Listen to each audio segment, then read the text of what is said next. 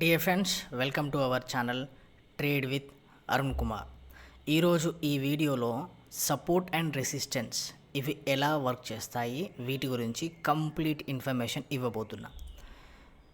Friends, support అంటే ఇక్కడ buyers అనేవాళ్ళు ఎక్కువ మంది ఉంటారు. బయ్యర్స్ బయింగ్ చేసేవాళ్ళు. అండ్ రెసిస్టెన్స్ అంటే సెల్లర్స్ ఎక్కువ మంది ఉంటారు. సో ఈ రెసిస్టెన్స్ దగ్గర సెల్ చేసేవాళ్ళు ఎక్కువ మంది ఉంటారు. సో మార్కెట్ ఒకవేళ కనుక ఫర్ ఎగ్జాంపుల్ ఇలా డౌన్ ట్రెండ్ ఉంది, ఇలా కన్సాలిడేషన్ ఇక్కడే ఇలా జరిగి ఇక్కడ ఒక లిక్విడిటీ గ్రాప్ చేసి ఇలా వచ్చి ఇలా వెళ్ళిందంటే మళ్ళీ సపోర్ట్ జోన్, రెసిస్టెన్స్ జోన్కు పోతుంది సపోర్ట్ నుంచి అని. సో ఇలా మళ్ళీ రెసిస్టెన్స్ జోన్కి వెళ్ళి ఇలా కన్సాలిడేషన్ జరిగి ఫర్ ఎగ్జాంపుల్ ఇలా మళ్ళీ బ్రేక్ చేసేసి సో ఇలా మళ్ళీ సపోర్ట్ జోన్కి వచ్చే ఛాన్స్ ఉంది. ఈ విధంగా సపోర్ట్ జోన్కి వస్తుంది, ఈ విధంగా రెసిస్టెన్స్ జోన్కి వస్తుంది. సో సపోర్ట్ రెసిస్టెన్స్ అంటే ఇదే మెయిన్ థింగ్. సపోర్ట్ దగ్గరికి రాగానే బయ్యర్స్ ఎక్కువ మంది బై చేస్తారు. రెసిస్టెన్స్ వద్దకు రాగానే ఇక్కడ సెల్లర్స్ ఎక్కువ మంది ఉండి సెల్ చేస్తారు. సో సపోర్ట్ రెసిస్టెన్స్ అనేది ఇలా వర్కౌట్ అవుతుంది.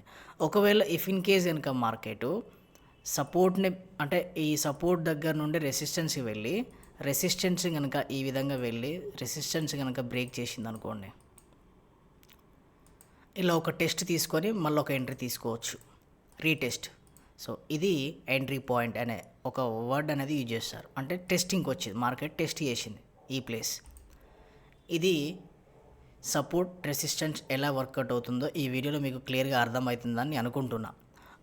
ఒకవేళ కనుక అదే రెసిస్టెన్స్ ఇప్పుడు రెసిస్టెన్స్నే సపోర్ట్ కనుక వచ్చింది అనుకోండి, సో ఈ విధంగా రెసిస్టెన్స్ నుంచే సపోర్ట్కి వస్తే మార్కెట్ ఈ విధంగా డౌన్ ట్రెండ్కి వచ్చింది, ఇలా బ్రేక్ అయింది. సో నెక్స్ట్ టెస్ట్ తీస్తుంది అనుకో, నెక్స్ట్ కిందికి వెళ్తుంది అంటే డౌన్ ట్రెండ్ వెళ్తుందని అర్థం. సో ఇక్కడ ఇదేంటిది రీటెస్ట్ అనే కన్ఫర్మేషన్ వాడుకుంటారు. ఒకవేళ బ్రేక్ అయితే ఇఫ్ ఇన్ కేస్ కనుక రెసిస్టెన్స్ బ్రేక్ అయిందనుకో టెస్టింగ్కి వస్తుంది, అప్ ట్రెండ్కి వెళ్తుంది.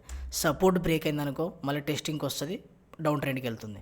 ఒకవేళ ఈ రెండింటి మధ్యలో ఉందనుకో అది కన్సాలిడేషన్ కిందికి వెళ్తుంది. సో ఇది సపోర్ట్ రెసిస్టెన్స్ అనేది చాలా అంటే చాలా వర్కౌట్ అవుతుంది. సో అది మీ అందరికీ తెలుసు. అండ్ ఈ వీడియో మీకు క్లియర్గా అర్థమైందని అనుకుంటున్నా. సపోర్ట్ అంటే బయ్యర్స్ ఎక్కువ మంది ఉంటారు, రెసిస్టెంట్ అంటే సెల్లర్స్ ఎక్కువ మంది ఉంటారు.